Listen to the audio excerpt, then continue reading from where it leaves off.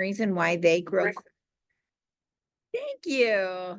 The number one reason why they are, they learn so fast is because they're not scared to look stupid or fail. They're actually going and doing it. They're actually playing with it. They're playing with the words. They're working with the stuff. They don't care if they said hombre instead of hombre and one is hungry and one is man. Like, I remember, like, those are the pieces. I remember the first time that I was like, I can't remember. I was trying to say, I am hungry. Can I have strawberries? And I was like, I am a man. But they laugh it off and they move on and they get through that. That same piece takes place if we're so scared not to have the right words to talk about the market or the right scripts to use, we actually won't grow. We won't make it to the other side because we're just waiting to know how to talk about it and make sure it's right. Don't start to take small bits and start to go, okay, as soon as I heard it, I have to go share it. I have to share it with my family at the kitchen table. I have to share it at Sunday dinner with my family. Somewhere where you're safe, share it amongst the team. Have an actual like dialogue with the PC group on, let's talk about the market. How do you see it? What do you think? Because you pulled something out that I wouldn't have even pulled out. 60,000 housing units. That's what you said, right? A 60,000 housing units part. I'm like, oh, so you heard something totally different than maybe you would have. And if you guys get in a circle and talk about it, it's a safe place where you can start to build that conversation of what it feels like. And you got to do it fast. The minute that we learn it and then we don't, it'll be years. They talked about these people who know and are fluent in like 7 and 8 and 12 languages. And you would have thought they learned all that as little kids, but they went back through and they didn't. They took 12 years in school and weren't proficient. So like, what changed? When did it happen? It was being able to like right away, you just got to go do it. Can't just sit with it. Kind of interesting. Such a good book. That's why we're back. Even though we had your class before. It'll be different today than it was before. And we're going to take just a second and know who's in our room. Oh, my name's Marta. Marta? My Spanish daughter's name is Marta. Yes. I love that. M-A-R-T-A? My dad's from Mexico. Oh, that's awesome. Very cool. Very cool. And how long have you been with KW? Very cool. That's awesome. Since summer. Very cool. And what's your favorite color? Ice cream or pizza? Okay. I like it. So Amy Timont, Marta and I were in launch together. Oh. So we both were here in May. So favorite color? Lavender. Very extravagant. I love that. And Hershey Kisses or potato chips? Chips. We have a salty group with us. I like it. If we were like a dark, good go with that. Not Hershey. No, not Hershey. It's so fun. I'm Courtney. I've been with KW since March when I got my license.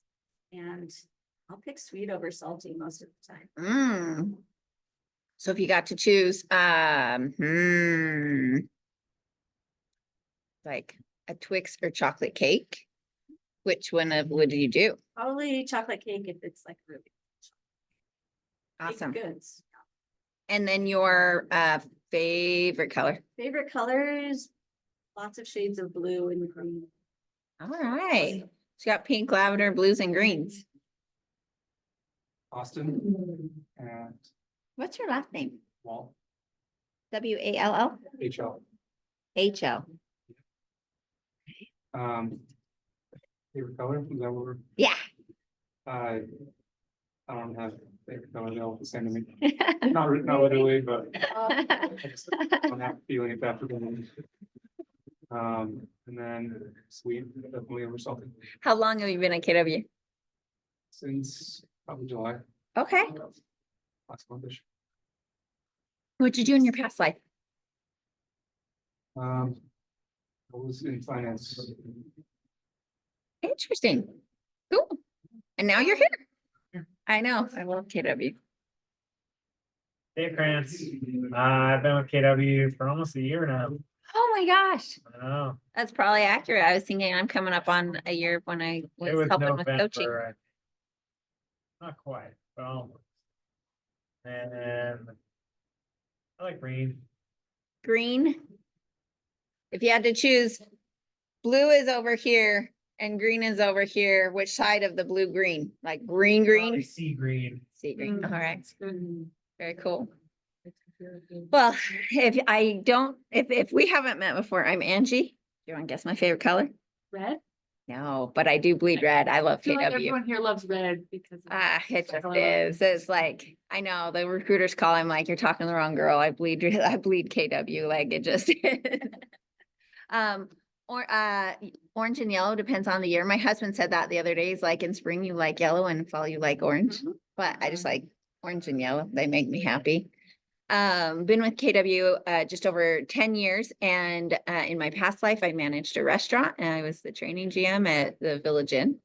And so I just love to teach, and it makes my soul happy. I probably love teaching more than coaching, so I'll just own that. I love to share, but I actually don't want to be accountable for your results. You are in charge of you. So it's like, go be great. How long did you coach? A short time. God told me I was supposed to do it in September. I couldn't start until October 1st. And then February 1st was the end of February was my official last day. And it was the coolest, most beautiful time. And I think it was what I was supposed to do then. And then it was very clear that I was no longer to do it. It was just those moments you're like, go do this. I'm like, okay. So it's been really good. And most of my scripts, so that's in coming into my classes, most of my scripts are not on a piece of paper. My confidence comes from my knowledge of the contracts and my knowledge of the market, those two places.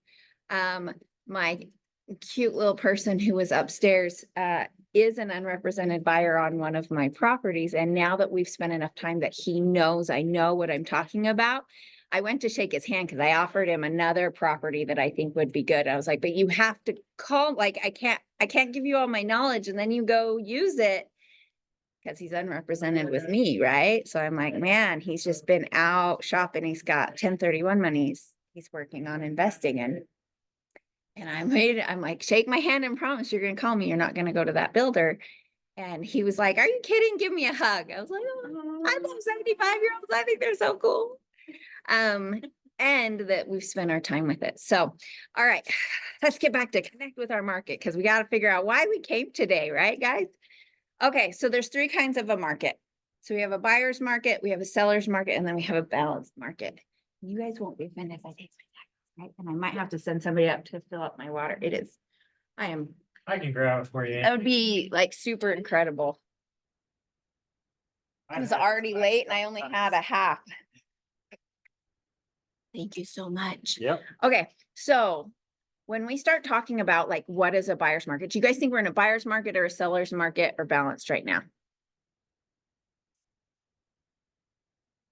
Interesting. This is a script. When people ask how the market is, I say, you know what? It's really interesting. It's really pockety right now. I'll have some houses where I don't expect to have any, but like, or I don't expect they'll be super hot and I'll have multiple offers, and it won't be too far away that I'll have another house that I thought was going to sell right away and I have nothing. It is very pockety depending on what it's looking like. So interesting. So it's super pockety and it depends. The challenge that we have, so if we are just general, a buyer's market says, so let me put this on here. I think I switched my old slides. In other classes, they're going to tell you that 6 months. I don't agree with 6 months, so I changed it to 3 months. So what we do in real estate, and this is again a script that I might use when I'm talking to a seller, what we do in real estate as agents, we track the inventory that's on the market. And what happens is we want to know that really determines what is going on in the market. We have something called an absorption rate. And what that means is if today no other houses came on the market, this is how long it would take for us to be out of homes. So, and what we know is that if we have less than 6 months of homes, or sorry, less than 3 months of homes on the market, then we're typically in a seller's market. If we have more than 3 months worth of inventory, then we're typically in a buyer's market. But if we have 3 months of inventory, we're pretty neutral. Now that's a really general statement. That's all the homes. So do you think it might change though if we have 3 months worth of inventory, but they're $1 million? But we have 0 months worth of inventory that's under 300,000.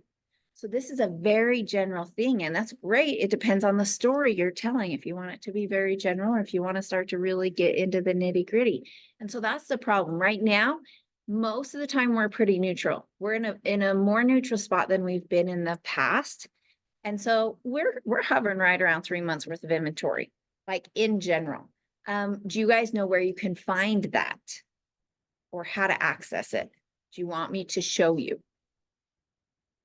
Great. We have Johnny's thing. You guys also, Johnny's class and his slides are really, really good. You can also go, I just want to go into the MLS, play with your MLS. It's your tool. It's like being a carpenter and not knowing how to use a hammer, right? And if you don't know how to use it, like get YouTube, watch some stuff, figure it out, fail at it and go, that didn't work. Let me try again. That doesn't feel right. Let me click here. I can't always tell you how I got there because I just work with it until I find what I'm looking for. So be okay that you might make a mistake. You guys can see all this fantastic. This is why I wanted to be able to, I just want to show you guys. So when you're on your MLS, you're going to go and pull a search. Let's say we want to find out, you can do all, I'm weird. I always do it the same way. So some of these things might be old school because I learned them forever ago and this is the way I do it. Let's say I want to pull up a search in an area and find out about an area. If I only want to find out about what inventory looks like in certain kinds. Let's see if I can remember, you guys. This is every time I have to come in here and play with it. Let's just check Provo and see what happens. I'm in Provo right now, and I think I can come up here and just go to stats. This spot, stats is going to give you some options. You have the absorption report there. I think it is pulling. Yep, it pulled just Provo, and it told me it's getting rid of my active that I had on there because it's not going to give me what I want. And I think I can just hit view report. Let's see what it tells me.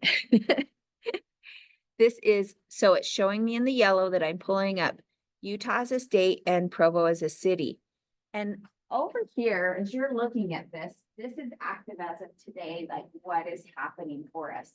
And I actually find, we might not want to go too far because you're not going to be able to hear me. Active under contract, I believe is my number I'm looking for. Let me just double check how much that changes my numbers. What it's doing is it's pulling your active and under contract or your sold and under contract. I actually think we want our active and under contract, and that's what we're looking at. The positive is just like, let's think about what it's saying and figure out what would we want. Now, you have column 2, the 2 months, 3 months, 4 months, 5 months, 6 months, 12 months, right? So what that's saying is if it's only averaging the last 2 months, and what I'm looking at down here is this little section here, 3.52 months of inventory. So we actually have more than 3 months worth of inventory in Provo. And I used to take the time, I had an assistant that would pull it for me years ago, and we would actually pull this report for every city in Utah so that we could see what does our inventory look like per city and what are we up against, so that when we start to talk about, well, Provo actually only has 1 month worth of inventory, but Elkridge has 42 months worth of inventory. And that matters because I would have that on my binder. I would show a seller, that would call me in Elkridge and be like, well, I need you to know, you have 42 months worth of inventory in Elkridge. So I'm sorry you think your house is worth $1 million, but there's just not the same competition. Or you're hearing that the market is crazy, but your zone is not. You guys only sell 2 houses a year in Elkridge or whatever it was. It can show what that looks like. So the reason I like looking at all 12 months is because it's going to show you a trend. Trends are really important to me. As we follow trends, we can see, are we getting busier or slower? Is more happening or less? You can pull these types of things and just track it. Let's say you have a Fridays, maybe this is what you do, and you pull your information. I wonder if I can pull one so I can show you what it looked like. Stats.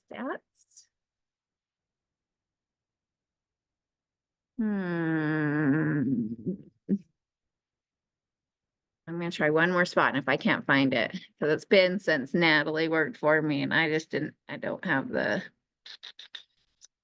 available home. Nope. Oh, it's because I'm in the wrong drive. Please hold.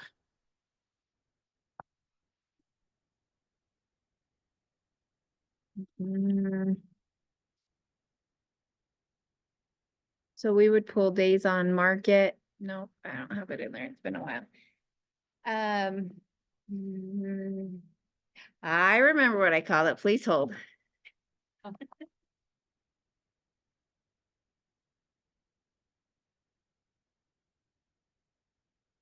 There we go.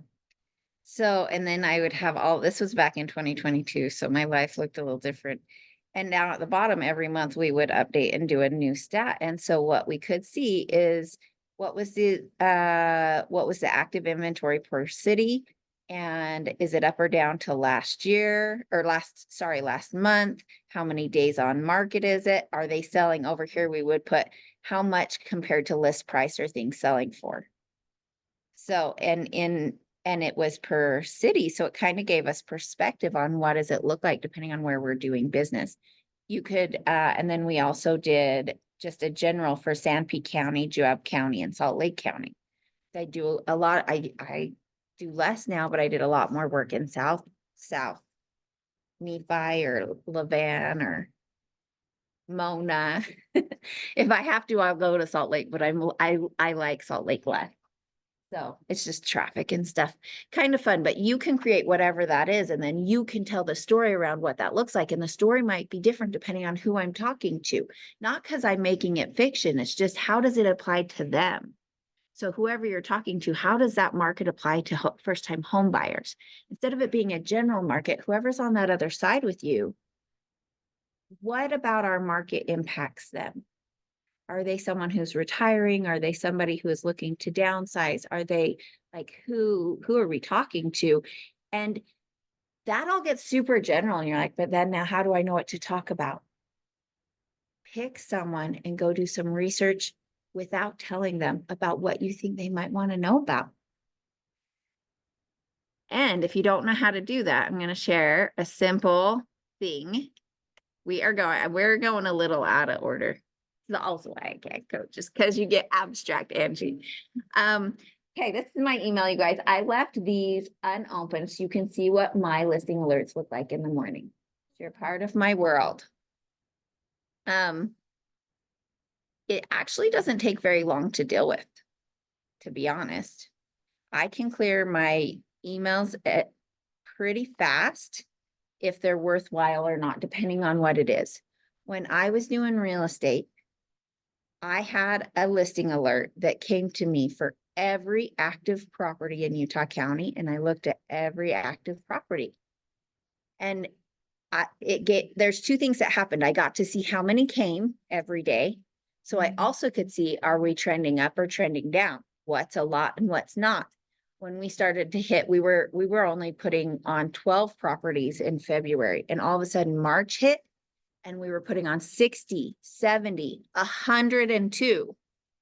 You know what else that did? I could screenshot that and share it on my story on Instagram or Facebook or whatever, and tell my story about whatever that was. So it's like easy to grab that content, just screenshot it, write whatever you think about it and put it on your story. And then as well, the same thing, it was like, I can't believe there was 102 houses that hit the market today, or how's the market? You know, it's heating up or it's crazy. We're getting inventory. There was 50 houses that came on the market today. Even if you don't know how to put that relative, that number is like, oh, she studies. She knows stuff. I want to be with her. She's a part of this. So even if I didn't look at every single house, I was able to capture that knowledge very fast. And then I could just delete the email and not do anything with it. So the emails that are in here, let's say I don't do anything with it. What's the worst case scenario? I delete it. Or I open it and there's nothing good. So if you're like, I don't know what to do with the market, go through your database and pick 10 people you just like, you want to do business with at some point in your lifetime. And then I want you to set a listing alert that has something to do with knowledge about that they would be interested in. At least their address, right? Their address could share with you. I could do a search 1 mile around them.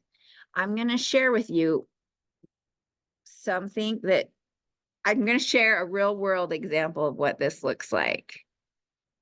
All right. So I get a listing alert that comes in at 4 a.m. that just says single family research. This actually isn't for this seller or this past client of mine. I'm searching for somebody else, but it's in his zone. This house right here is on 781 North, 1050 East. And I'm like, that's interesting. He bought 2 investment properties. Dan Chico lives out in Texas. And I'm like, well, that's interesting. This is how my morning goes. My poor husband, I'm laying in bed and I'm looking at this stuff and I'm sending it. So by 5:15 a.m. is when I got up. I just forward this email and all I say is, this hit the market on your side of town and made me think of you. Hope everyone is healthy and well.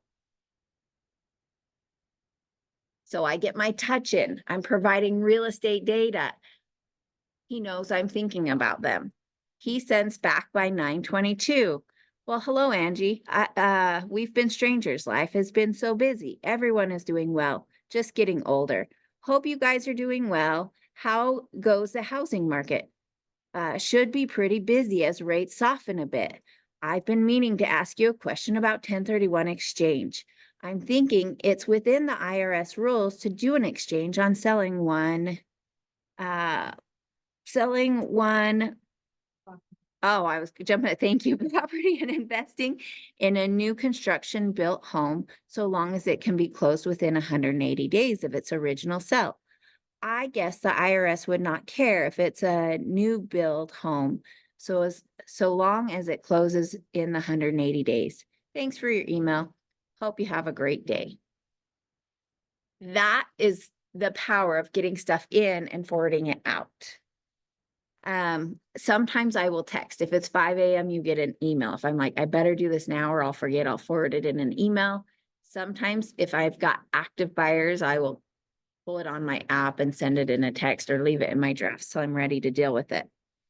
So I do get to send back, yes, that's the case. There's no grace offered if it's not completed in time. So just be wise and don't push the envelope on the dates.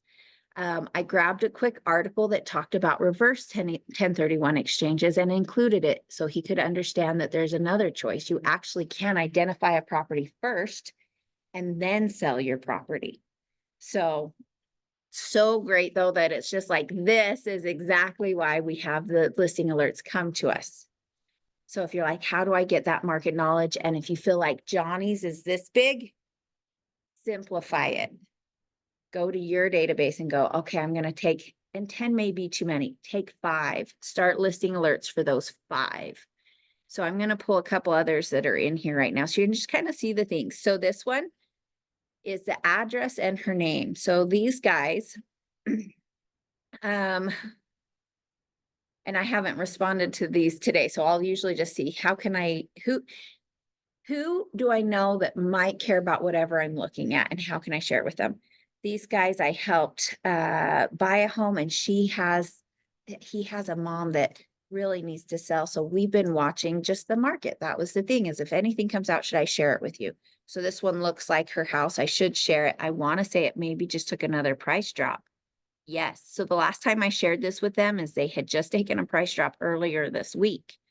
I can just see history wise. So I must have even emailed it to him 8-4. It's now 8-8. So we're looking, he thought is that it just helps them know on value.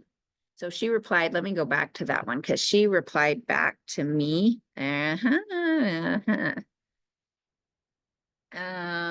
This one just took a price drop. We'll keep an eye on it. That's all I had sent. And she said, thank you. Judy is going into a home to see if she likes it. So she's looking at doing assisted living. So it's crazy because now I can send, this one just took another price drop. Hang on, we gotta go back to our emails. And it's just simple, good stuff, but they just dropped again. This one just took another price drop. I think we both know they are just too high. And the other thing this does is when you go to list them, they're going to be super realistic about their price. They've been watching along with you. But let's say they're not looking to sell. If it's just in their neighborhood and it comes on the market, that's all you have to do is send it to them and say, hey, this came on the market in your neighborhood. I thought of you. Hope all is well. That's all that it is. And you'll gain market knowledge too of what that looks like. Who else is on here? So this is my personal one. This is my house. I want to know what's on the market around me. That's the one that comes to me on that. I want to know what goes on the market, what goes under contract, and what gets sold. If you don't have one for your house, you should set it up right now while we're sitting here. Do you guys know how to do a listing alert? Raise your hand if you don't know how. And it's okay. Everybody knows how. Tell me what you mean when you say do it for your house. You just put the address in. So let's come up here to search. So I'm on the MLS right now. Let's just run through it really good. I go to search. I like full because that's what my brain operates off of. We decide what we want to look at. The cool thing about this is a lot of times people think you can just pull up active, like what's hitting the market, but you can actually add under contract and you can add backup and you can add sold. So that what's cool about that is you can watch the cycle, right? So as soon as it hits or as soon as it closes and you actually have that information. The sold will go back further. So I actually just do sold like the last 30 days. Because if not, you got a lot. Right now it's pulling up everything. You can pull it up per city. I go over here to map. The map is fun for me. I love it. So we'll just jump to Provo, but because it made me do that, but there is either a radius tool. So you might do just a circle around the person's house. Maybe they live in Edgemont and you want to only know this. Like how big, like if you're doing your house, for instance? I do a mile, but I get kind of some funky stuff all over the place because we're kind of pockety. We're in Legacy Ridge. I think that's what that's called. And so we have older Orem all the way around us and Geneva Road down through there. But I kind of just like, what's the worst? It all just comes to me. I also like for listing alerts for buyers. I really love the drive time. And I do this a lot of time, even when I'm doing it for sellers, because I will do a drive time around their address. Let's do this 102 West 2030 South.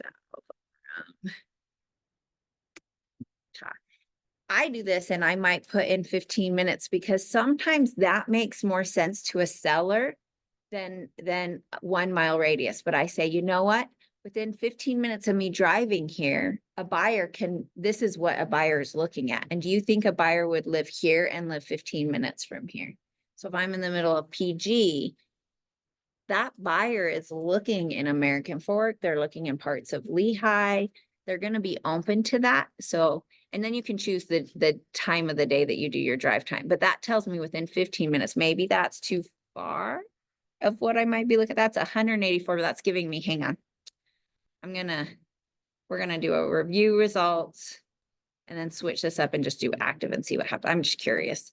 See, just curious, trying to figure it out. And then that's everything. Maybe you only want to look at single family houses. I feel like more is okay to have it come to me depending on what I'm looking at. 15 minutes is too far from my house. That is too much stuff. Kinda. It feels like too much.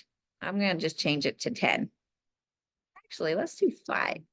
No, it does not like that. Oh, it wants this in here, 102 West.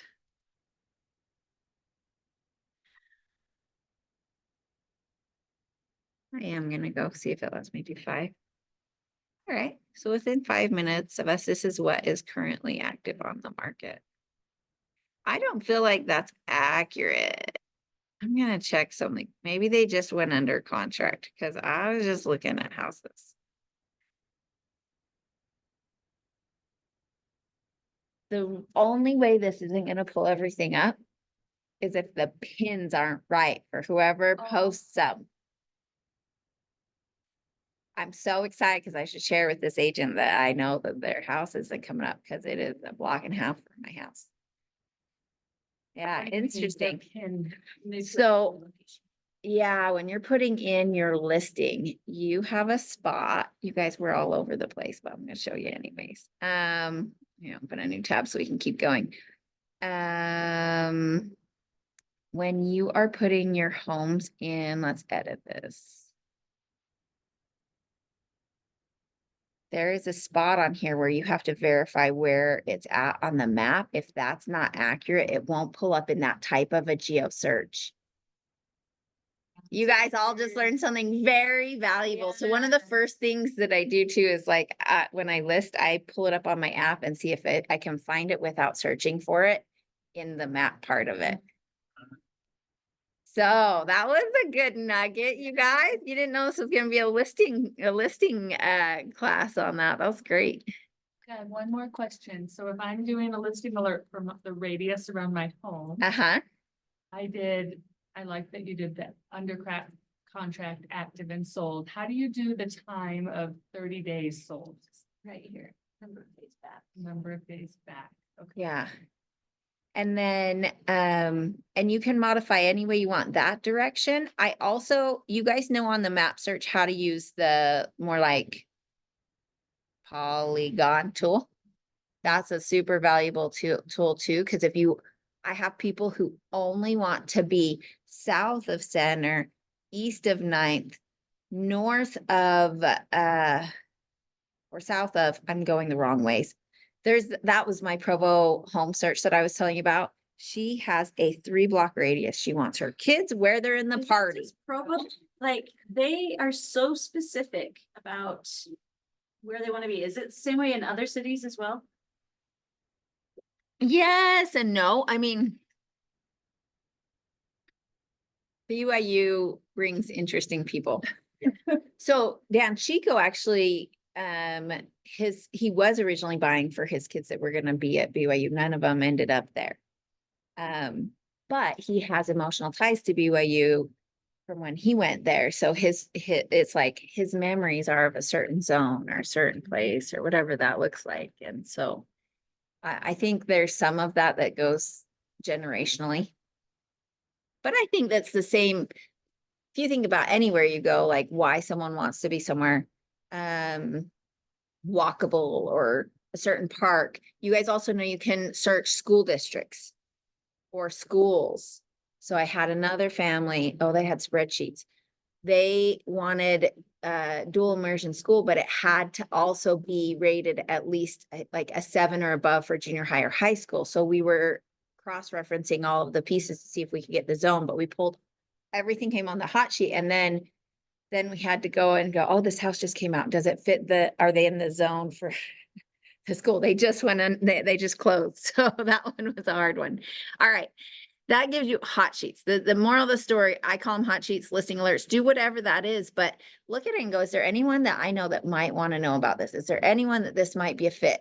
You might even just be like, hey, check out that backyard, check out the pool, whatever it is. Your listing alerts are the easiest way for you to gain market knowledge super fast. It doesn't cost you anything. It takes just a little bit of time. You probably is there anybody who's closing 2 to 3 deals a month right now?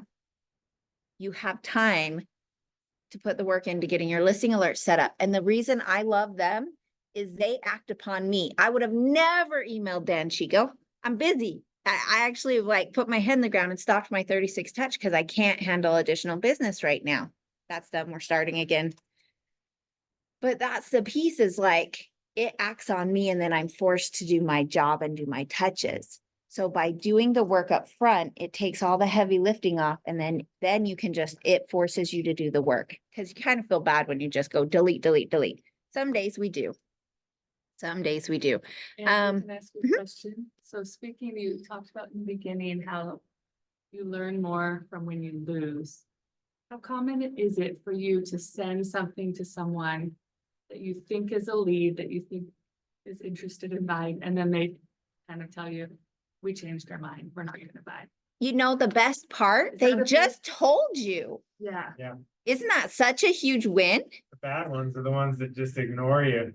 So I would say it's likely that out of if it's a colder lead that I met and I sent them information, it's likely that only 20%, 1 out of 5 is going to respond. So it's not unusual that, Okay. and the problem is that most leads are converted between 12 and 13 touches. They went to your open house and they went to mine, and you quit after 3. So I'm not saying you should call them every day. Some people are that way. I'm just not. But I am going to, you will see that you'll have communication. It's not because they don't like you. They just don't need you right now. But if you're the path of least resistance, when they are ready, they will call you. So along that line, if you're, so I know that you set up a lot of listing alerts to come to you, and then you kind of curate them and forward them on. If you have a lead that feels like they're not responding to you, and you just put them on an automatic listing alert so that the alert comes to them with your face on it, is that a reasonable touch for someone like that? You tell me. It's like your business too. Would you not keep sending it to them? No, Like, that's what I mean, no, like, do you feel like it's no longer worth my energy to send it to them Oh, physically? yeah, If you are like, I'm either not gonna call or send you anything, or I'm gonna do this, well, it's better than deleting them out of the Yeah. database. It's a step up. Your conversion is gonna be very low. If you think it's gonna convert for you, it is not. So you gotta decide, I guess but those are almost equal. So don't fool yourself and think you're still cultivating them. it's like nothing. You essentially threw them in the garbage. So just decide if there's space for them in your database, there's space for them. I'm not saying the drip isn't bad, but you better do something to support it or you're not going to convert it. So something It's- to support it would be sending them an email saying, this is why I like this one. that I'm An sending." email, but if they haven't responded to you, email super low. Why aren't you calling them? They don't have their number, maybe. Okay, that's the piece. It's like if we're emailing, what's happening is you're not going to convert over email. And we're not going to convert over text, but we email and text because we're scared what's going to happen when we call. But when we suck it up and call, good things happen. Like that's where magic happens. Even if they tell you I'm not interested, that's actually magic because they just gave you all your energy back. You don't have to give them any more. Whoop, next. Yeah. Like that's such a gift. Like take that as like love. It is hard when they don't respond, but just send it anyways. Just send and send. And the difference is if you have a phone number, even if you're not going to do anything or you're going to send a text, send the text. But if you just have to realize it's just not as much as a call. And sometimes I might not call because they might not pick up, right? The other thing that I find is you might have to find some stuff besides just the same content you keep texting them to get them to respond. So especially if they're friends or things like that, if I only send them real estate stuff or a lead, an open house thing or something like that, I have to send something in between. It might be a funny meme. It might be something that is like, "Hey," and that's it. It might be just something that like breaks the monotony of like, oh, they still want to talk to me, and like be okay with that. But there is some really fun. Kermit the Frog has a Happy Friday one that's a Friday touch that I will just go through and send it to 20 people. Then the other thing is at least even as they go back through and look at that, it's not just like there's something else in between. Bring some sort of value, just something fun. And I probably get away with it a little easier than my husband, but there's things that you can still send. I don't know, break it up. People we don't know, it's harder if you don't know how to connect with them. How's it going? Yeah, I just want to see who's here. You want to check out I'm sharing my email with them. Those are my listing alerts. So we were going through listing alerts and the things that happen from listing alerts and if they're good or bad, which honestly, I should delete this one, you guys. Do you want to know why? Because I called him twice last Friday and he finally hung up on me twice, both times. So he actually should let him be free.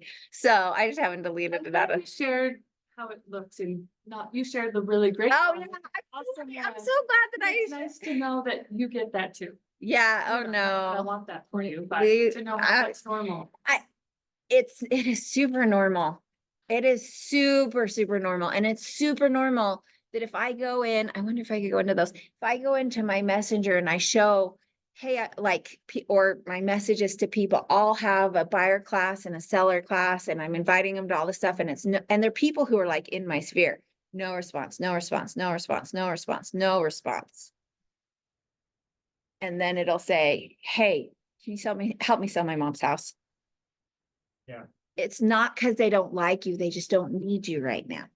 Right. We Sometimes think you get emails that like, It- you don't mind the email, but I just it's don't like need you don't you. respond to it. And then all of a sudden you're like, oh, dude, who is that insurance guy? I got to get this taken care of. Where was that? And then you go find it and you call them and like that. And it's not that the emails aren't of value. They're good. You can put them in a drip campaign, though they might be there if it. But you got to figure out how to connect with them. And if you be careful, because if you spend all of your time figuring out how to connect with someone you only have an email address to, stop it. Go find somebody you can get a phone number for today. Quit wasting your energy there, pretending like you have a freaking client because you don't. Like, there's Coach Angie just came out for a second. Sorry. This is what we love. But it's like when we just are like, oh, nothing is happening with the people we have, go talk to new people. That's the solution. If you are like, man, this is hard. This isn't what I'm wanting. Okay, go find somebody new and somebody who is willing to give you their phone number and somebody who does want to talk about real estate with you and go go meet some new people. Go sit at the park, go talk wherever your place is, the McDonald's play area with your kid, whatever that looks like. Go join PTA, go to the gym, go do a meetup basketball game. Is that what they call them? Meetup, pickup? Pickup. I'm gonna play basketball one day. Did you guys know that? This is 2 now basketball analogies. It's gonna happen. Manifesting. I am. Yes. I actually bought a basketball last year because my goal was to play basketball at the park with my friends. It was on my dream board. I played one, so I got to work on that. I got to get some time and some people who want to play basketball with me. So actually, no, it was Pickleball. pickleball. I don't really like pickleball. I want to play basketball. It's scripting. I have some stuff from 6th grade. But Lisa pickleball is Stoutenberger, very she fun. tripped me and I cried and I ripped my pants and I just want to play basketball with the cool kids on the playground and I didn't get to play with them. Okay, no more listing alerts. Let's get back into our focus, right? This is why we're doing what we're doing. You guys got to keep me on track. All right, so we just talked about inventory. So the script is, supply and demand, right? So when inventory is low, supply is low, demand goes up, that's your prices. You guys get that, right? I didn't give you a very good script there, but that's really the case is the more houses we have, the lower the price is going to be, right? So I'm going to actually jump to, no, we're not going to jump. We're just going to keep moving through, right? We're going to do this. We can do this. Thank you. Sí se Angie. puede. I gotta run. Thanks for joining us. Yeah. I was like, nobody said they were coming to my class. Have a great day, you guys. Yes. So we have our inventory stuff. We know we're right around 3 months worth of inventory. I showed you guys kind of how to pull this same report. This is just Utah County. This was, Quick question. Angie. yes. So 2 months, 3 months, 4 months, what does that mean? Like, Okay. 2 months, this is how many we have?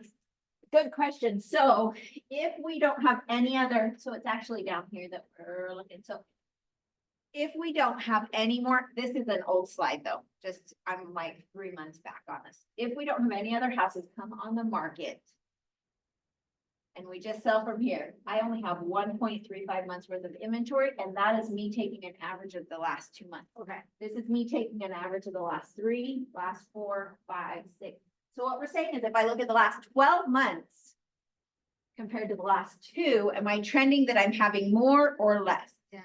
And this is an older one, so I want to just also show, we're gonna skip through. This is another place you guys can get market information. Mr. Dean, his cool Friday emails, you guys, they're so easy. And if you follow some of the top agents, they are just posting that on their social media. Susie Clyde, she's one that Cameron will do it. Sometimes I'll see Heather. But I love watching that. They just screenshot it out of the email and put it on their story and put a little something on there. And it didn't take them any time. What I like is I like seeing it side by side because he's pulled the stats.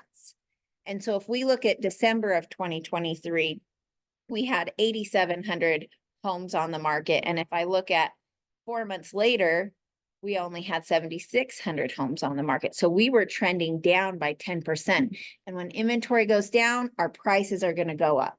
That's just what's going to happen. There's just less. Now, if I look at April 7th to April 18th, oh wait, this is from a year apart. So in 2023, we had our list price to sales price. That's what I wanted to show here. So in 2023, what we were seeing is that the list price was essentially the same, close to 500,000. These numbers are. Both of them are really close to 500,000. But our sales price from 2023 to 2024 was different. So we got either more realistic in our pricing, the market, well, you can like the market just shifted. So it changed that much that even though people were asking 500,000 for the house, they were only selling at 470. In April, they were asking 500,000 and getting much closer. Those are old. I have a new one on here. Yes. So these are more recent that I just pulled today for us. So today we have more like 10,000 homes on the market. So you remember those last few sites were more like 7,000. So does that mean we're trending up with inventory, which means we're getting closer to a buyer's market? Right? It depends though where you're looking at. Are we looking condos, townhouses? Are we like, what does that mean? I didn't do any circles on here. So I'd love to know what you guys see on these numbers. If we compare June to August, do you think we're trending up or down? Like what, as you look at those numbers and compare, what do you see? What story could you tell from what we're seeing up here? So kind of encouraging, just the opposite of what you just said. If we're trending up with inventory, then we'll be looking at lower prices. And you can see that the sales price has declined. And so has the median list price. So that's encouraging for buyers, not so great for sellers. Other encouraging news for sellers though is, nope, I was going to say something else. I thought it was something different. But we have about 300 more homes on the market in Utah County today than we are at the beginning of August than we did in June. So as a buyer, it's the script I might say, as a buyer, I really love fall time because you get all of the inventory that's left from summer, but you also get people who are motivated, right? They're not just testing the market if they put their house on the market in September. They are planning to sell. People who list their house in March, April, May, they're like, I wonder, honey, do you think we can get 500,000? Let's just try. So that's the side that is good. You might also have that inventory that sat for a little bit. So buyer, do you think you have a better shot right now of getting closing costs on a home that's been on the market longer than just today? So right now is a great time for us to go out and shop because it's likely first time home buyer that we're going to be able to get that seller to include some closing costs. It's like, now's our time. We should go. So days on market stay the same. We're about 40 days on market. As a seller, what that means is it's super important. We have 1,000 more homes on the market today than we did it in June. So if we're going to list, we better make sure we're priced right and we're in good condition because we have more competition than we did before. But the good news is we still have about the same number of homes going under contract as we did back in June. So what I know is that your house can still sell. We just have to make sure we do it right. We're strategic. Does that sound good? Great. Let's get the ball going. All right. Fun stuff. Interest rates. Everybody got a lender that sends them interest rates like 6 times a week right now. They're so excited. I feel so bad for lenders. The last year has been so tough on them. Like for us, we talk about the market being tough. We get to work with buyers, we get to work with sellers, we have cash offers. Like there's a lot that we can do. Those poor lenders, anyone who's still in the business, I think they're freaking phenomenal. They have got grit. They know more than they ever have. They've gotten creative. Just be nice to them. Just love them. I wanted to share with you guys. I liked this was my slide out of my buyer's class, so I stole it, but he does just send me his. This is where we're at for the day. I love it. You could also screenshot that and put it on your social media. So if you're wondering what content you should have, don't take 2 years planning a calendar. Just use the crap they send you and put it on your social media and add some stickers to it. I was so excited. I finally learned how to get words on my thing on my videos. Oh, you just screenshotted the text. He I could sent you. screenshot it.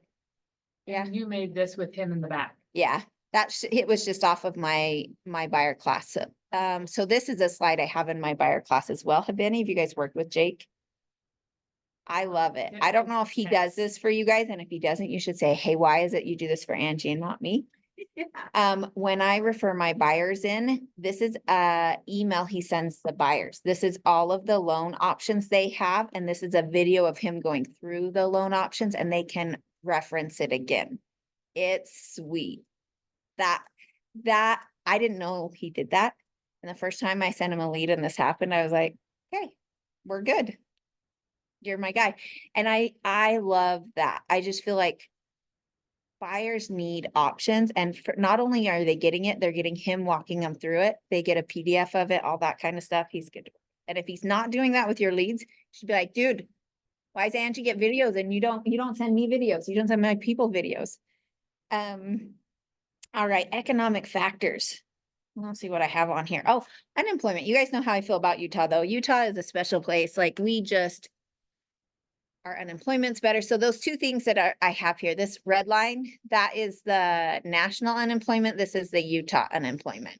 Utah always trends lower. We work more. I don't know what it is. I just think we are smart, hardworking, diverse group of people as far as the kind of work that we do. We'll kind of get into that on GDP. This is just a slide that I use again in a couple of my classes. It just talks about how rents are so strong right now and have had double-digit increases. I found some new slides on Johnny's, but my VA is on vacation right now, and I'm like, tried to snip stuff. I should show you guys that we're using the old slides because it was too hard. This basically just shows that Utah County surpassed Salt Lake County rents.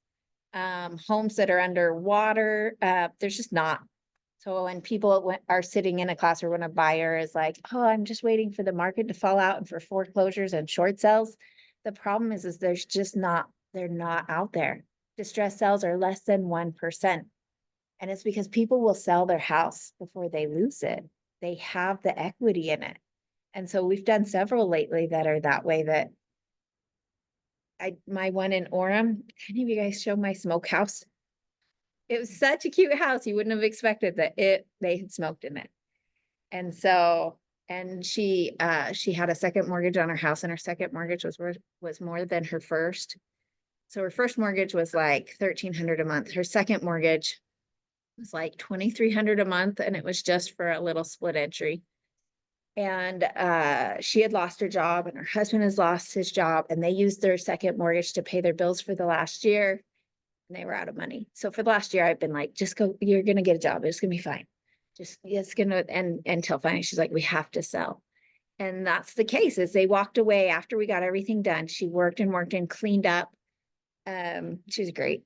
She wrote me this LinkedIn post that was just incredible. I couldn't even believe she had taken screenshots of stuff I had sent, like memes that kept it light, and was like, she sent me this and she sent me this. She was so good on the way she documented our journey and her journey of selling and restarting their life. But they walked away with a little over $100,000 to restart their life. And it was like, they're not going to let somebody take that house. They're going to sell it. It's not going to go into foreclosure. So we just don't have those right now. And so investor or buyer who thinks the market's going to drop, let's just get you in the market. Back to Utah being unique.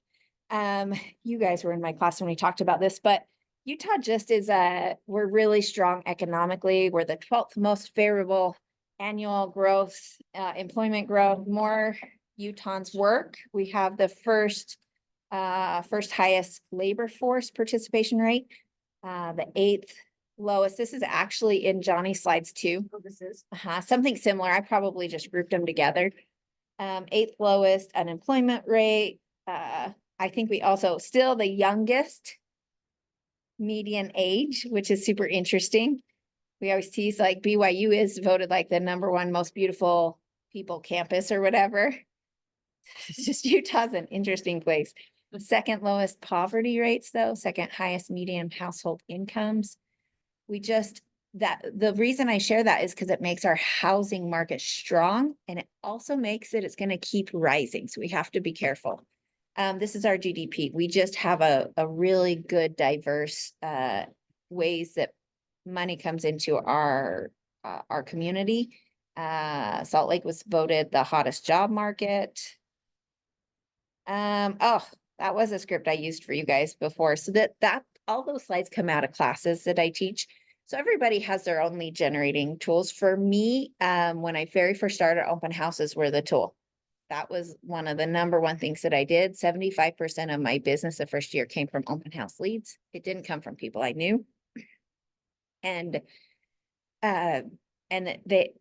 what's hard is you might go do 2 open houses or 3 open houses and no one shows up. And you're like, I don't know why they think this open house thing is so cool. What are they talking about?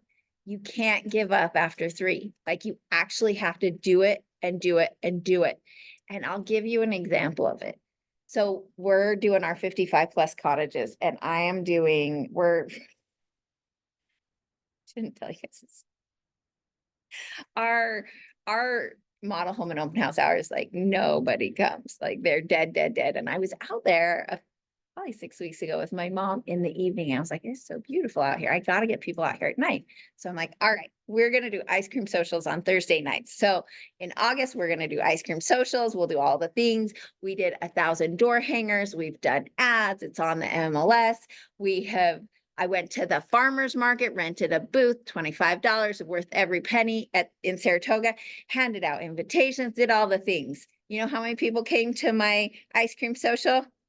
0. The next week, how many people came? 0. Last night, how many people came? 20.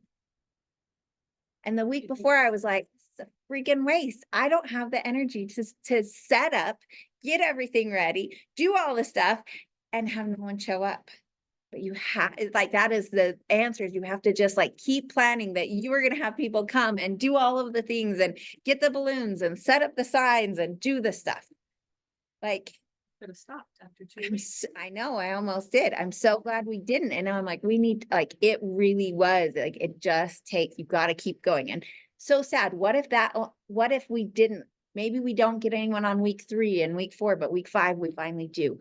That's the thing. Is like, you don't know when. If you're pulling, you guys ever go to Wendover? If you're pulling the slot machine, you don't know when. And that's the hard part, because you got to keep showing up to the open house, even when nobody shows up. And you got to keep buying the 2 balloons and the signs out or whatever you're going to do. You got to consistently do it. You can't just be like, maybe I'm going to do one, maybe one over here. Oh, this sucks. It's not going to happen. You have to make your plan. Just keep getting after it. I didn't have any offers or anything from it, but people were in the community. So I'm so excited about it. But I guess that's how I share a little bit, because you're just like, you can't just give up. The open houses, this brought me to our seminars. So I love to teach. So we do most of our lead generating around classes. 9 classes this year. We're getting back on 36 touch, and I'll start classes back up. But we would teach once a month on buying, selling, investing, debt reduction, market updates, whatever that looks like. But we would go through these things, and the market updates are a really fun one, because you can, when you put the information in from Johnny's thing, you learn it. You decide what story you want to tell about it. And then you really are the expert, and you can invite everybody in your entire sphere. to just come out for a date night. You can partner with a lender, they can buy dinner for everybody, and it gives you an amazing event that even if nobody shows up, you got to share with everybody about being the market expert. That's the thing, even on week 1 and 2, they're like, it was a failure. I'm like, how many people did I get to call and text about when I got hung up on? It was because I was calling him to invite him to the ice cream social, and I needed to get anybody who had contacted me. I needed a reason to touch him again. I can't just call again and be like, do you want to come see my houses? Like, you still don't want to sell your house? Okay, like for me, I am hey, we're just doing a fun night. Come out, have some ice cream, check out the views. Like that's for me. So we schedule, like I have to have events going on or I won't lead generate. But I'll go through, I don't think I got to anybody. I finally figured out how to get Facebook events working. And so next week, you guys will probably all get a Facebook event invitation because I'm almost got that worked out. So this is a slot that we do on like our buyer class. So with all the data that we just went over, so really when is the right time to buy? So one of my most important scripts is to not try to time the market. It's really important that you don't try to time the market because you'll always miss it. And what'll happen is you'll miss the right thing. You'll miss doing the right thing for you and your family, trying to get the very best deal. So instead of trying to figure out exactly when to buy or when to sell, let's just talk about what's happening in your family and what you want to do and where you want to go. Like, what's your plan? Well, interest rates are so high. I'm like, okay, so if they're going to be high a year from now, are you still going to be okay that you guys are living in this 2-bedroom condo with everybody in it? So like, let's just talk about it. I don't know if you guys are going to be able to move right now or not, but if we don't explore the options, you won't know. You won't get to choose. So let's do this. Why don't I have you guys talk to Jake? He can at least give us an idea of where you guys are at. And then the other thing is let's figure out where you guys want to be. We can start watching the market. We shouldn't go look at anything if you're not ready to buy, but I can send you the things so you can start to get an idea of what a good deal is. And when a good deal comes out, you'll know, you'll be able to see. And if interest rates drop, you'll already be ready to go because you've already gotten everything done with Jake, and we'll be ahead of the game with everybody else. Does that sound good? Awesome. I'll throw us on a group text message. All right. Other important market factors, all sorts of stuff. I'm in a different market right now, you guys. So when you talk about like learn your market, I haven't been in the general market. And so my hot sheets, my listing alerts are all 55 plus communities in all of Utah. I want to know what's active, under contract, what's sold, right? I want to know that. That's an interesting one for me, and it matters. It just helps me get perspective. For a long time, I felt really bad because I kept seeing these houses go under contract in other communities and not mine. And I went and drove the communities. They were actually resales and not new construction. People were buying them because they were in established neighborhoods. Made me feel way better because it all looked like the same neighborhood, but it wasn't. And I could just see that online, but it's not till you drive there that you get it. The two that still hadn't sold were the brand new construction. No landscaping was in. Like, okay, we're okay. We're going to be all right. Like getting in your car and actually driving neighborhoods is super valuable. Super valuable. I try to think where else we drove recently that. Oh, my husband and we were out looking at investment properties, and you just can't tell. There's a townhouse I would really like to buy that I think it's just a really good value.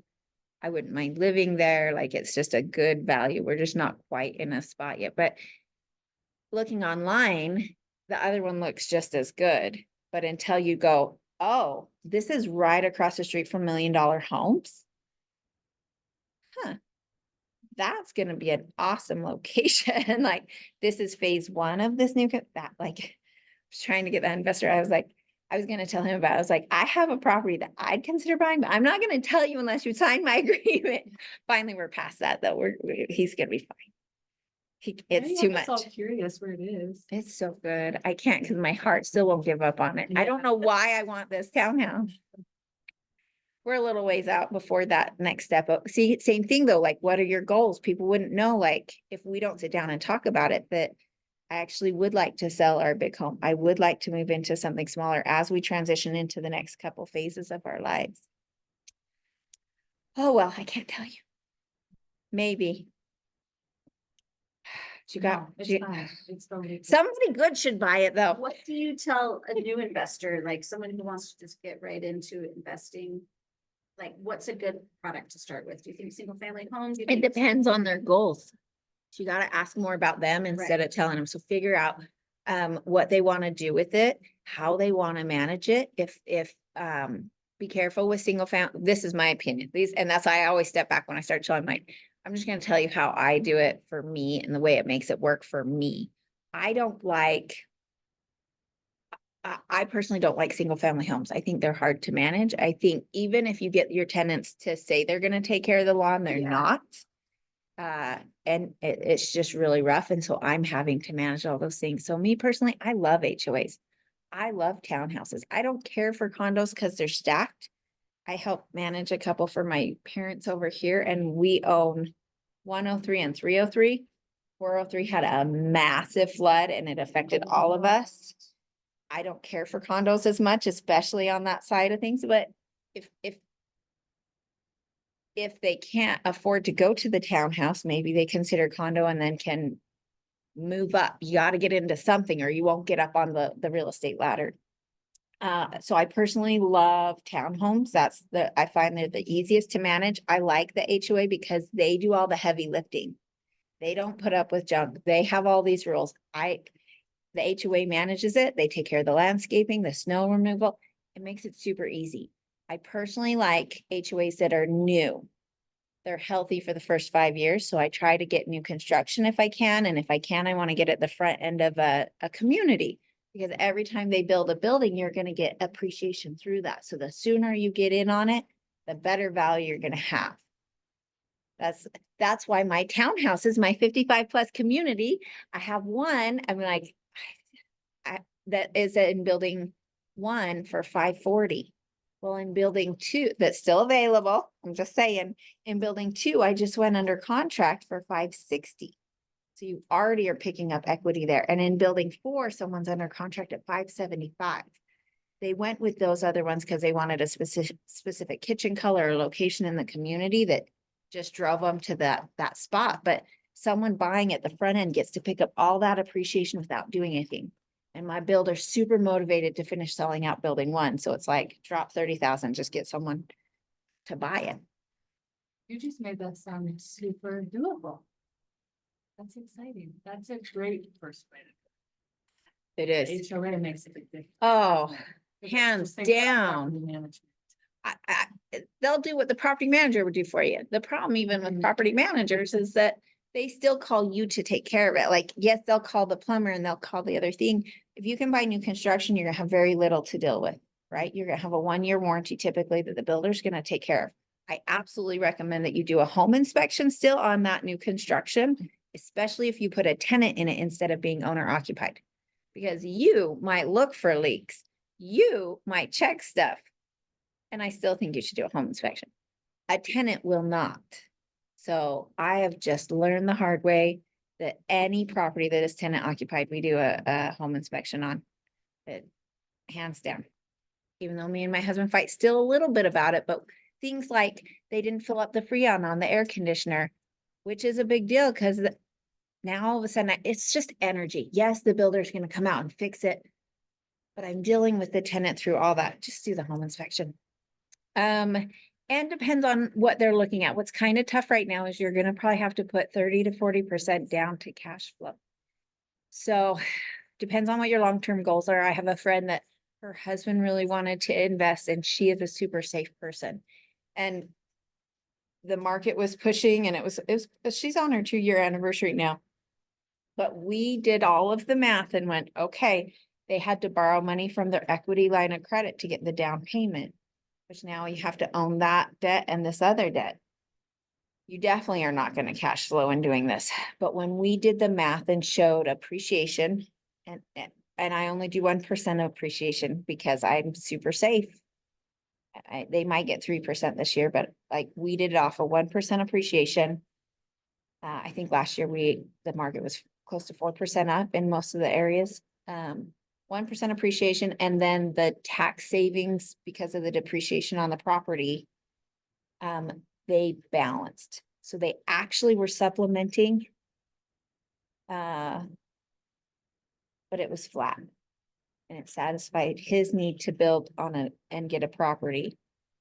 But it's not got a lot of money in it. And my belief is you have to own the down payment. You're not gonna ever make enough to pay that down payment off. You as a family, you as a whatever, you're gonna have to work to do everything you can to pay that down payment down some way. Right now, I think the market's too tough. If people have to borrow their down payment, I don't think it's wise. I don't think it's wise. If you have money sitting in the bank, you should buy real estate. You should buy real estate. Like, even if you are supplementing a little bit, because it's like, you need to get that moving. And actually, there is another loan that might help for investors, so I'll talk to them about that loan as well, and I can introduce you to it. It's a gal, she works with CMG loans. This is getting a little off cycle. I'll just talk to people about different things. It's not a first-time home buyer loan, but we used it on one of our townhomes we bought last year, and it allows you to help with cash flow because essentially your payment will go down. The more you pay, it's essentially an interest-only loan, but the way it works, it's off simple interest, not amortized interest. So it's likely you're going to pay it off in 7 or 8 years instead of 30. It's a good loan. It opens up lines of credit. If you're interested, holler. So it's a good one. So one of our classes we teach on that and that concept. So, and it was good. That was it. And you know what's crazy? Out of all of our classes, my highest attended is on basics of real estate investing. That is highest attended. But can I tell you, it is my lowest rate of return. I have the least amount of closed transactions from that class. And so my buyer class is typically like my second highest attended, and it has the most closed transactions from. The seller class, people don't show up for. I always want to, so I have to always co-brand that as a market update, and then we bolt on the seller class. That's what I've learned, is I can get people get nervous if I invite them to a seller class. I'm going to try and sell their house. So I'm always like, we're doing a market update. Come, and there's someone who I know is going to sell. So we also then do how to get the most, like what are the 3 tricks to get the most out of your house. So we'll kind of do both those together. And a lot of times I will invite people to come to the classes. I'm like, I know you're not interested, but I gotta make sure I have a few people there because I want it to not feel like a one-on-one when I told them it was a class. So they're secrets. They're secrets. You just call your sphere whenever you're holding a class. Yep. Regularly. Yep. And so I'll actually there'll be text messages that I send out that says, hey, we're committed to investing in everybody's education. This month's class is how to win in today's market. Do you know anyone it would be of benefit to? I should just read it, and then it's not coming out right. I sit with it for a minute, and I actually text most of the time, but then I talk to everybody. So if I schedule a buyer's class a month in advance, I talk to everyone who comes to my open house about it. Like, hey, we got a buyer's class coming up. It's just free dinner. So we do, I have learned over the years how to get people to commit. You can't just invite them to come. They're not going to show up. So we do free dinner, and they have to sign up, and they have to reserve their meal. So we give them, we'll choose whether we're doing Costa Vida or whether we do Olive Garden. Olive Garden will give me lunch specials, so they can choose and so it's less than $10 or like $10 a person. And everyone gets breadsticks and salad, and then they can choose whether they want chicken Parmesan, Alfredo, or 5 cheese ziti, and they have to sign up. So I'm like, oh, hey, I'll send you your food options. Just make sure you pick your food. I'll send you the link. But then I'm like, even if you're not looking to buy, just come and have dinner on us. It's a cheap date night. And then the lenders will usually partner with us on it. I usually only split half. I don't ask them to pay all of it because I don't want to feel obligated to send them leads. I like people to earn their leads and I always feel guilty. So I'm like, I'll go half on it with you, but most of them would actually probably pay for all of it. So we had a pretty good one we did probably before you guys were part of the program. We did just with the PC group. I did it for my team, but I let everybody on the PC group come. That was the last class I did. That's a long time now. I need to do some classes. What tool do you use for having them reserved if they're? Just a Google form. Google. Mhm. That's typically been our easiest.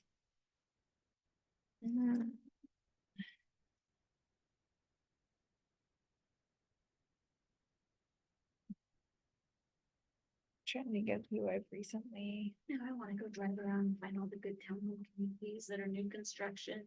right? They're First so phase. fun. While you're looking, can I share something? Please funny? do. I was on vacation this weekend reading the Millionaire Real Estate Investor book. I was reading it late until like 11, and then I got on Facebook and saw someone talking about this development's gonna be built in Provo. It's these new townhomes.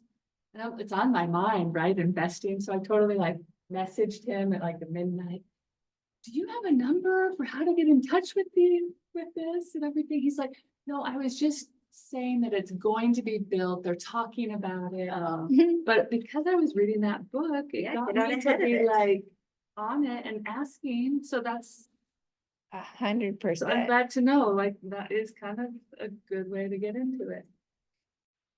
Oh, you guys, my life gets a little messy. Oh, who do I invite those to all of the time? My buyer people.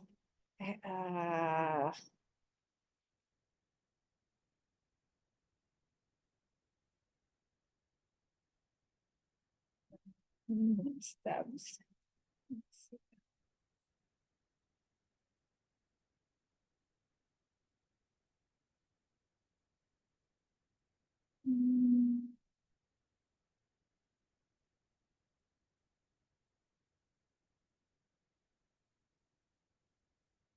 Good. You'll get to see that I have lots where people don't respond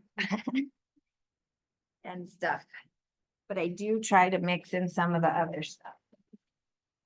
Little happy birthday ones. But then, so then the next time, so they said, thanks for the happy birthday. The next text was, hey guys, I'm so excited. Our team booked out an early showing of Guardian of the Galaxy. They didn't respond to that, just so you know, no Yeah, response at all. into a fun The party. next one, right? The next one is, tomorrow night at 7 p.m. we're holding a Zoom class on real estate investing in 1031 exchange to learn about deferring capital gains. Register below. And that was just a Zoom one that I sent out. And then no response to that. Hey, I wanted to make sure you got an invite to our upcoming workshop. We'll discuss why real estate planning and trust are so important. Plus, we have all the resources for you to take the next steps. There is limited seating and dinner is provided. There's no cost to you or your guest. There's no cost to you or your guests, as this is our team's way of giving back. Reserve your seats below. It just has the Google form in it. No response. Next one, Merry Christmas. We're doorbell dashing a little cheer tonight. Check your doorstep for a little Christmas surprise. Matt, Angie, and Courtney, Becky, and Team Fischer Homes. And then sent your tree is so cute because I saw it in their house. Oh, nice. The next one, happy holidays. Team Fischer Homes is calling all soon to be retirees. Anyone looking for the secrets to downsizing on Tuesday, December 12th at 2 p.m. Our team will be hosting a tour through our decorated homes and revealing the secrets of downsizing. There will also be hot chocolate served as well. Our 55 plus community and the address, and then an event right for it. And this was their anniversary. Hey guys, I just wanted to send this report, or hey guys, we just sent this report in email too. I like the live version. Check out the comp section. I can't believe it's already been a year since you've been in your new home. It looks like you guys made a great investment, But it's even better, but what's even better, a good place to call home. Feel free to reach out if you ever need anything. We're grateful to be your real estate resource. And it was just a cloud CMA. Still no response on most of them. The next one, beat the heat, kick off your Independence Day weekend with a private showing of Top Gun. By the way, I thought that sounded like so much fun. Do you want to know how many people came to my event? Was it low because there was, Zero. no, Zero. I was so grateful because I was like, I'm glad 3 people didn't come because then I'd look so stupid. You reserved a whole movie theater. That is And I- so fun. It's the 4th of July. but it's Oh the my- travel. Is it because everyone was I gone? don't know. Was it It's because it fun was an old movie and I won't ever do it again. It wasn't the new Top Gun? It was a new Top Gun, but it was this week. It was this July. No Oh. one came. Oh. And then I just saw them on Facebook and instead of just liking their Facebook post, I screenshotted it, drew a heart and then sent it to them directly instead of on Facebook. So get on Facebook, find their stuff and then send it to them in a text. So that there's something else, because all I have is Yeah. no response, no response, no response. Right. So when that happens and you're like, I'm not getting responses, I send something totally not real estate related, has nothing to do with real estate, and I get a response right back. That's exactly what happens. So you have to just re-engage and not just be like, I'm spamming you. Yeah. So that one was, I feel like I need to look at a couple others because I usually have. See, memes like this, they're so fun. Look at that lady. I just think it's so fun. Sorry. Or my happy Fridays, like you just you gotta get some time. Actually, what I'm realizing is this is the group text with my husband too, so there's not any class ones on that. What's I got here? But it kind of gives you an idea, but I should have just a basic buyer one. So these are people that you have a relationship with already and they're not responding to you. And yeah, You're just like, cool. I'll send they you." don't need That me. is so what we're not used to in this business. We're used to Yeah. having just, like, Well, we're not used to it it's in our not a lives. transactional thing. Yeah. So- As a I send this to everybody in my database, like the second week in October, or whenever the first freeze is coming, I send it before then. This is Oh, actually that's my nice. house. That picture is from my house. Oh, that's pretty. I was, No, it's the couldn't tell what sprinklers. it was. Oh. Sprinklers went off. Shoot. So you're telling them a reminder. 22 degrees this Thursday, public announcement, disconnect your hose and turn off your sprinklers. Your favorite real estate lady. That's a awesome. fun So way to just an easy something in Yeah. between,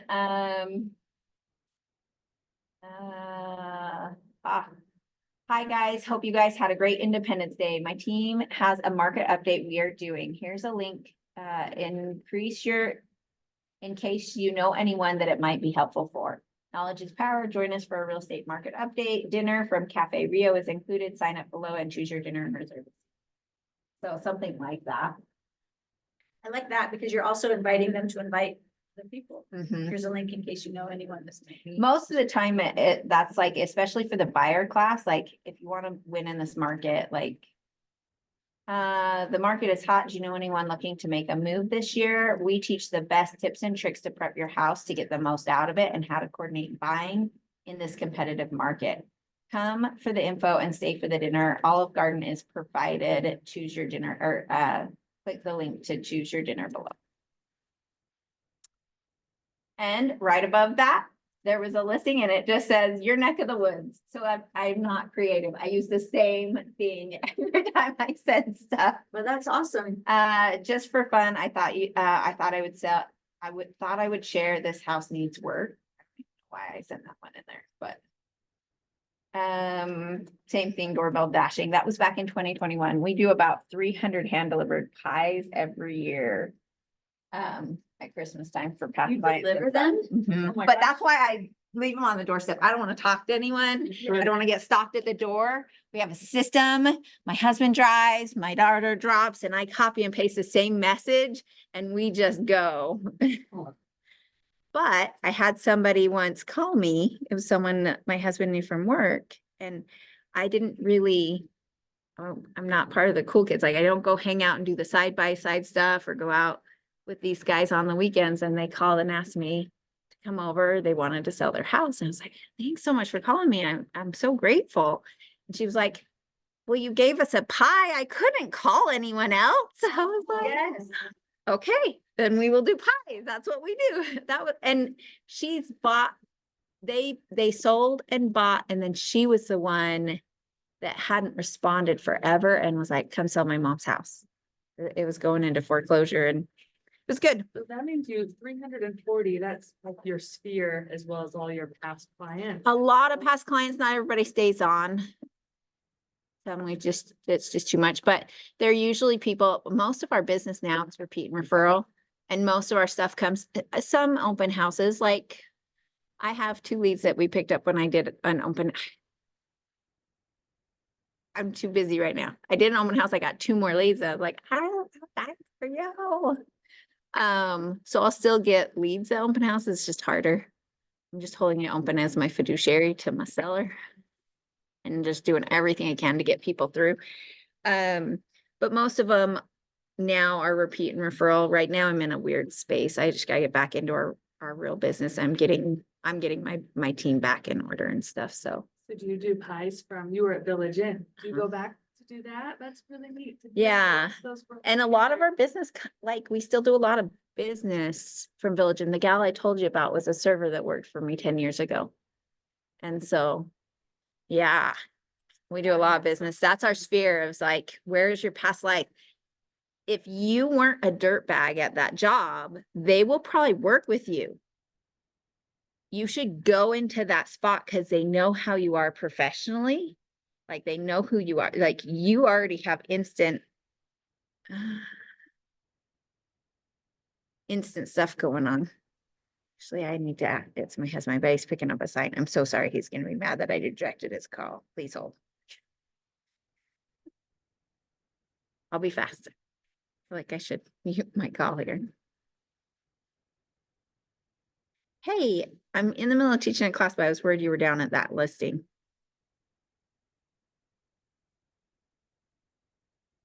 Oh, there's a truck there that one of the neighbors is parking there to just make it feel like somebody's living there. Yeah, no, you're totally good. And you're okay to put the key in the key box and take the super off. Oh, thank you so much. All right, love you. Thanks, you guys. I knew I was gonna be like, you rejected me. I just needed a quick answer. Okay, we talked about asking questions, being present, figuring out what their goals are. And you're like, but I don't know what to say when I ask them that. Ask more questions because you know what's happening is they're talking. Even if all you're doing is asking deeper as to why it's important. So you want to invest. So we should role play. So is that how it started? As I'm thinking about investing, you start and then we'll Okay. role play it. Am I the agent? Mm-mm. Am I the client? Okay. I've heard that real estate investing is so good, but like, I don't even know where to begin. Should I do it? Is it good? Well, what's happening for you guys? Like what's starting to like tap you on the shoulder and make you think that? Our kids are getting older. Some of them are going to like university, and I think maybe it'd be cool to have a place where they could live when they go to college, or I don't know, just thinking we have a little more money now. We're thinking about what to do with it to be smart. Awesome. Who do you know right now in your life that's done that? My friend Abby, Oh, awesome. And she sounds like she loves it. she's had a good experience. I mean, she doesn't like being a landlord, but Yeah. You know, it's kind of different for everybody. I will say, like, as far as for me, I love to invest in real estate. I'm not a stock market person. I want to touch and see and feel my investment. The market's a little tricky right now, though, you know, with the prices the way they are and interest rates are high.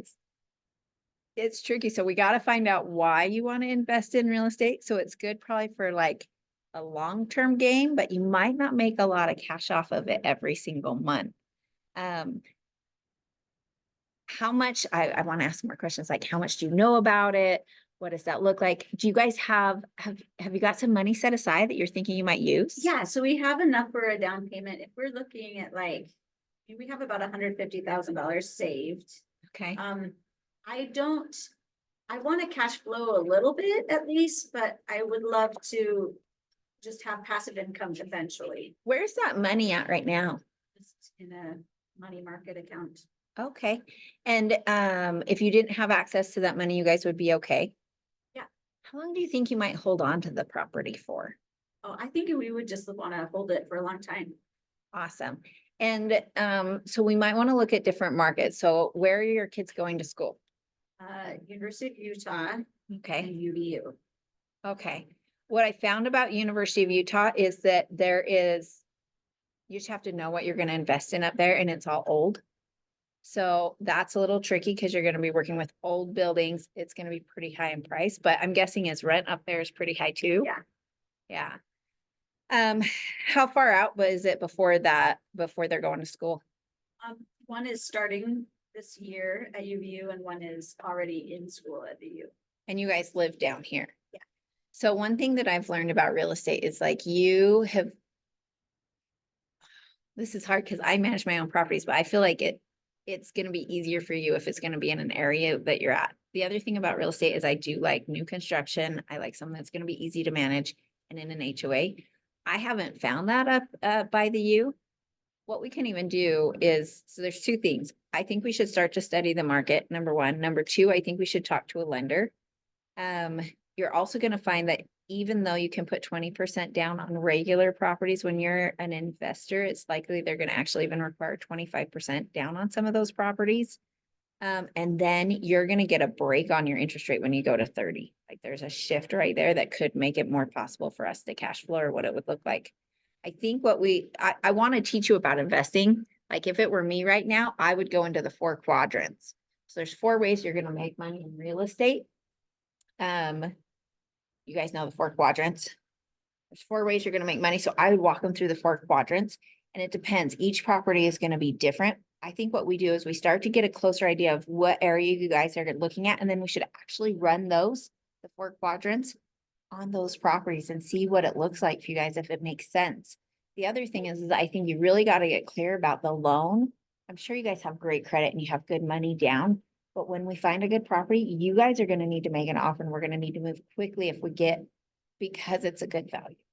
What if we just move away from it doesn't need to be a property my kids can live in, but like just what's a good investment property for us to have like long-term? And so for me, that really is the case. I love new construction. I think they're the easiest things to take care of. And you don't have to manage it yourself, but you're going to be surprised you probably could. And it depends on the person I'm talking to. What I found about finding really good tenants, it's a lot like hiring good employees. It's going to be very similar. You know, when they walk in and you just know you shouldn't, it's the same. Like if you feel like you need to do a credit check, there's your red flag. When you feel like you need to, yes, you should do a credit check. Yes, you should do an application. You should do all those things. But if you feel like, oh man, I got to call their employer, that's already the answer. They're not your people. I also have a landlord guide that I've put together. It's not great and totally extensive, but it'll give you an idea. Also, UVU has a really great continuing education class. It's a 2-day course. It's like $150. It's worth every penny.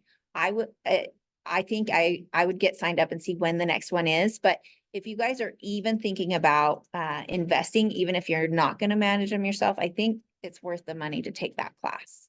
So those are some touches I might do to help get them started. And then we might just look at a property. So for me, I would actually pull up new construction areas. So your townhouses D.R. Horton has in East Bay, Provo. Those are a good option. Your Quiet Valley and Spanish Fork with D.R. I like D.R. Horton because of their loans too. Less Jake, but Jake bid for ours when we bought D.R. Horton. He bid ours and my father-in-law's, and he wants you to get the very best deal. D.R. Horton beats him every time. Because they have fixed rate loans with D.R. Horton, and they also offer closing costs. So like right now, they're 5.99 on their fixed rate loan, and they're offering $4,000 to $6,000 in seller paid closing costs. So they're just good. I think Jake might be able to beat that now. Man, he's been really competitive on the last couple that we've done where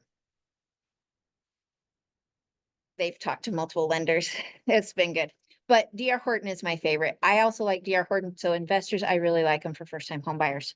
I think I say first-time home buyers. First-time home buyers that have a little bit of money. They can't do Utah housing 0% down.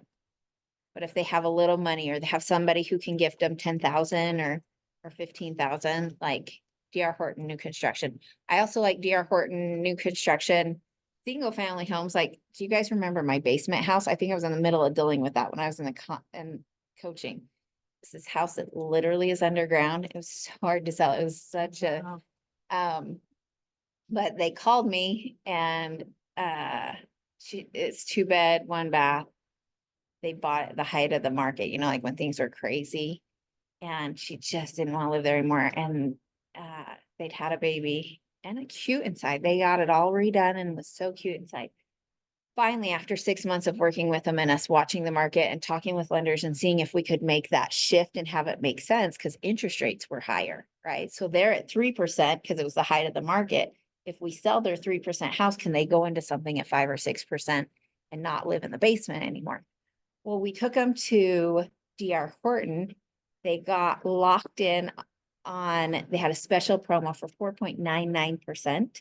So we did end up selling their house and they now live in a 3 bed, 2 bath, 3-car garage on a 3rd acre in Santaquin and are just so happy because we could get this sold and moved over because they had some equity that was going to get them into the good loan with them and a lock. The problem is if they did that same house price that was a resale, they would have been at like 6.5% interest. There's no way they could have qualified. They would have been stuck at a lower price point, but because of the loan, they can get so much more. That's why I take them to DR Horton. It's just easier. I hope that makes sense. Yeah. So Totally. sorry. Thank you. Yeah. Keep the headlines in context. Everything's crazy. Even the interest rates. People are like, oh, this stuff, politics, this stuff. I have no idea. Right now, we got rid of our TV. We're just doing the streaming and I'm so bad at getting the news. I had no idea there was a hurricane going on. Hurricanes. Debbie? I don't know. I've been really disconnected, but it's been healthy for the environment we're in right now. Oh, you guys, we should have had more ahas through that. We need at least one aha from everybody. And if you don't share, it's rude. Then I think I wasted my time. I want to know, what did you learn from today? Share with others though, because it helps you, helps them. So feel free to share more than one, but everybody needs to share at least one. What yeah. So I love how easy you make it seem to share content, like screenshot Jake's text about the rates, take Dean's 50 Fridays and put it. Just compare and screenshot it. contrast, pull some messages out, tell the story, put the Mhm. stickers on. Very easy, very relevant. If you're not following Susie Clyde, hers are really easy that she does a good job with it. I am so happy to hear how your responses and your interactions with your sphere and your Mhm. clients are, because I only have a small amount of people I'm sending listing alerts to, and when they kind of back off and they're like, no, we're not looking anymore, it's a big hit emotionally, a little bit, Mhm. right? It is. Well, that was one of my top leads. Now what? But I love hearing how those have been for you and that's normal and that's nice. It's a win that they're at least communicating it. Mhm. But I also love breaking up the monotony. Because I'm like, listing alerts, here we go, listing alerts, here we go. And I try to say something like, here's this, but Uh-huh. just doing something besides that. So shows think the about- relationship.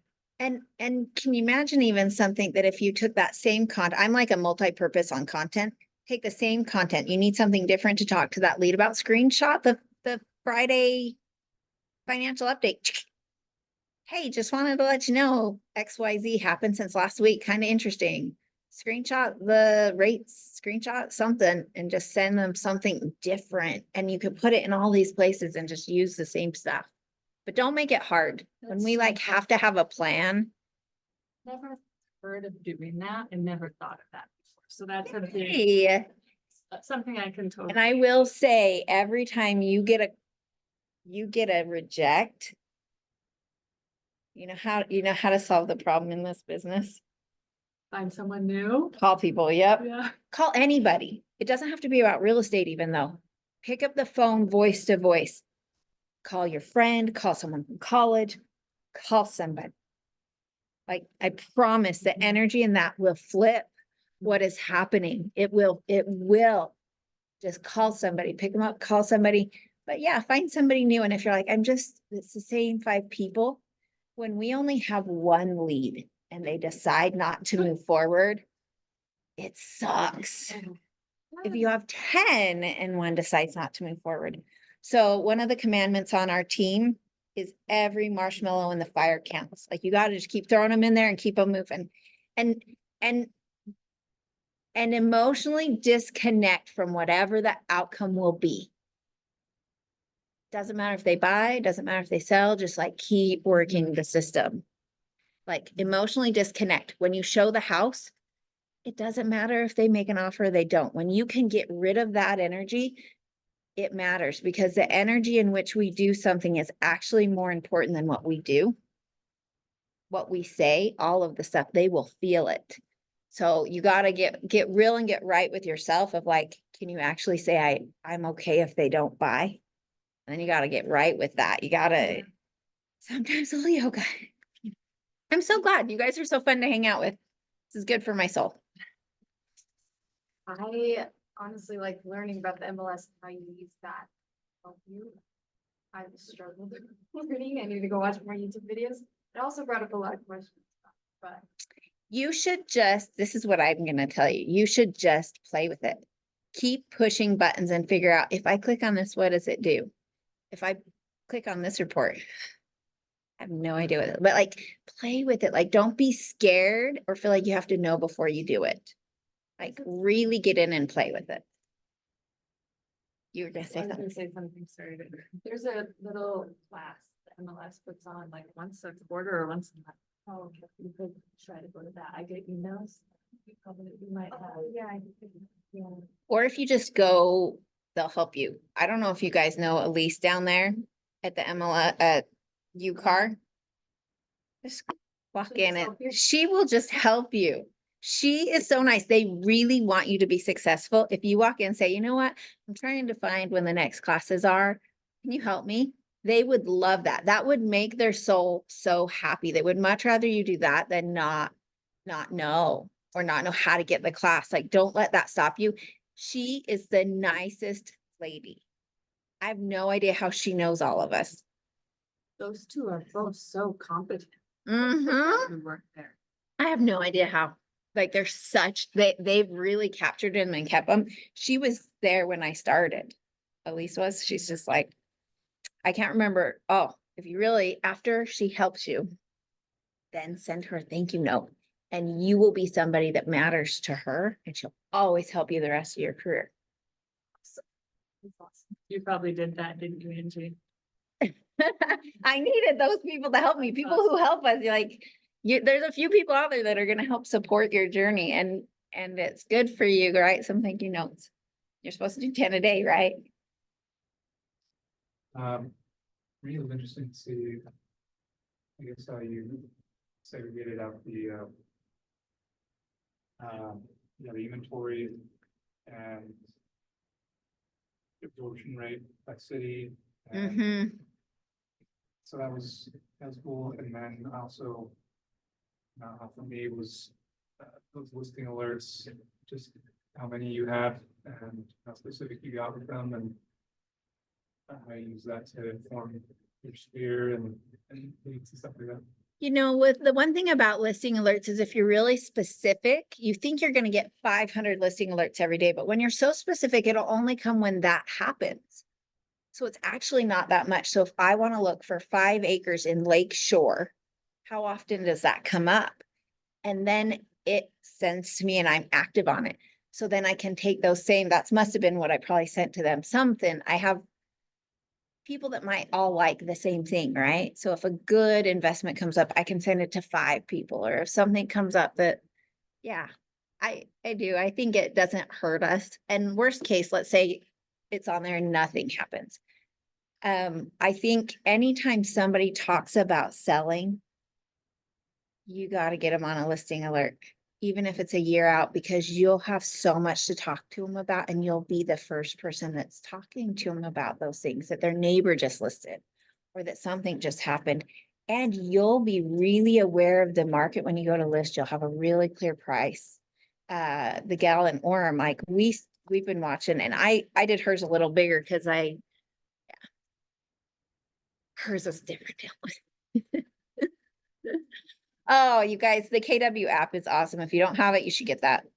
That's my 2 cents on it. Actually, I should give you a little bit more on it. The KW app is international. So when I was over in Spain, I could open it and see what real estate was for sale. Oh. Isn't that so cool? So don't you think I was screenshotting and sharing on my story? Like, oh my gosh, look at this flat. Wouldn't it be so cool?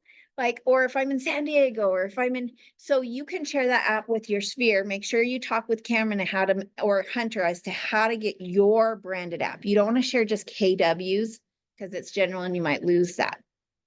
But that is another great touch that you can share that app with friends and family and just say, hey, this is so cool.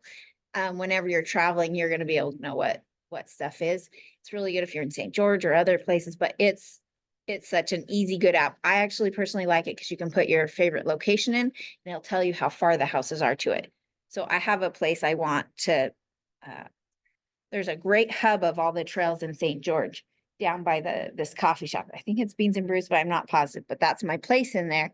So it can tell me how far the houses are to that. And I can click on bike ride and it can tell me I'm a 2-minute bike ride. I'm a 7-minute walk. And it's so cool. So you can do that with, for my sister, I used that for, bless you, I'm so delayed, so sorry. On schools. So whether it's like how close they are walking distance to Timpanogos or how close they are. So it's a really cool app if you're not using it. Just make sure it's branded for you. I actually Command, I think is awesome. If you guys, I'm going to show you for half a second because you might as well, you guys got to go too. But I am a Command user. I'm not gonna, I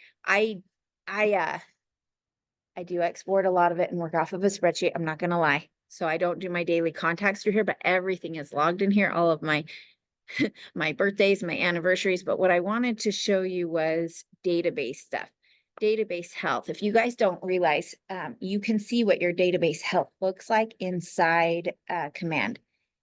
And it matters. Our database is what matters, the content that's in there. So get your 200 people and make sure it's robust. It should have, let me see if I can see what I'm clicking up against. I'm only a 64 on my database health, but 69% of my people have emails, 76 have phone numbers, 56 have addresses, and 24 have neighborhoods on them. So, and there's some good depth in my contacts. There's something else I was gonna show you guys in here on what it looked like, but so get your tags all in there. So all of mine have my tags. I have a pie list. I have a mailing list. I have a birthday list. So I'm really bad at using Command. So I have somebody who helps me make my life a little easier. She does it in a different way. I feel like there was something else I wanted to make sure we hit really quick. This is it. We get it. App, social media, we talked about briefly. Set your timer. When you get on social media, it matters. Just don't get stuck. Okay. Set your 5 minutes, get on, or be intentional. Get your list of the people you want to talk to and go find them. If you don't know who to talk to on social media, I want you to go, if you announced your real estate, hi, I'm in real estate, go to that post, see who liked it. That's your people to go find their page and interact with them on their page. That way your algorithms will be higher. They already raised their hand and said, good job. They're your people. They're going to be your village that helps you. So get that list and they're the ones that you should be running with. I think we're about done, guys. Sorry about this. I am behind on all the pieces. Hopefully that was good. Yeah, that was awesome. So good. Yeah, sorry. All the time. Angie, thank you so much. Absolutely. So nice of you to take 2 hours of your day when you have so much going on to teach us. 2 hours plus all the prep time. Yeah. It was good. I appreciate it. Absolutely. I probably should have